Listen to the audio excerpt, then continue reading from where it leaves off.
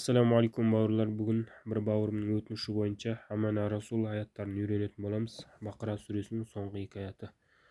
Бұл аяттардың маңызы мен дәрежесі орасан жоғары. Пайғамбарымыз саллаллаху алейхи ва саллям миғражға көтерілген кезде 3 нәрсені үшінші еткенін білесіздер. Солардың бірі 5 уақыт намаздың фарыз болуы, Амана Расул және пайғамбарымыздың қиямет күні мұсылмандарға шапағатшы болуы.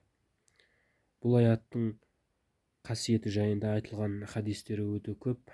Соның бірі пайғамбарымыз саллаллаху алейхи ва саллям айтады: кімде-кім осы Амана Расулды 5 уақыт намаздан кейін оқитын болса, оның жәннатқа кіруіне өлім ғана тосқауыл болады деген. Және осы секілді айтылған үшінші хабарлар өте көп. Сондықтан басқа да мағлұматтарды интернеттен қарап, тәпсірін оқып, ықыласпен осы аятқа амал етуімізді, осы аяттың берекеттенуімізді баршамызға Аллах Тағала нәсіп етсін. Ендеше дәрісімізді бастайық.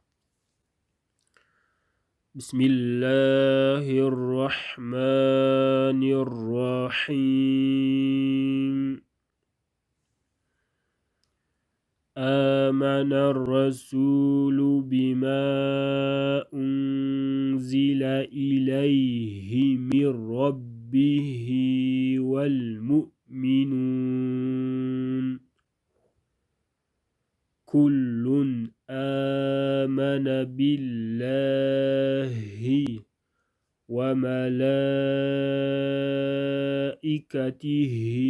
وكتبه ورسله لا نفرق بين أحد من رسله وقالوا سمعنا وأطعنا غفرانك ربنا وإليك المصير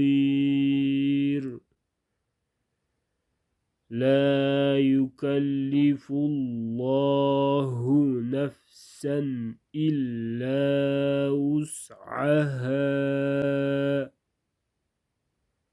لها ما كسبت وعليها ما اكتسبت ربنا لا تؤاخذنا إن نسينا أو أخطأنا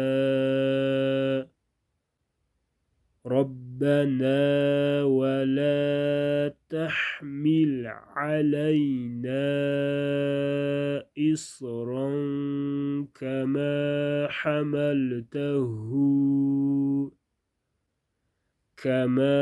حملته على الذين من قبلنا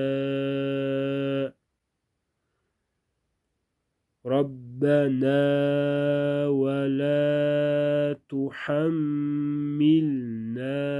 ما لا طاقة لنا به واعف عنا واغفر لنا وارحمنا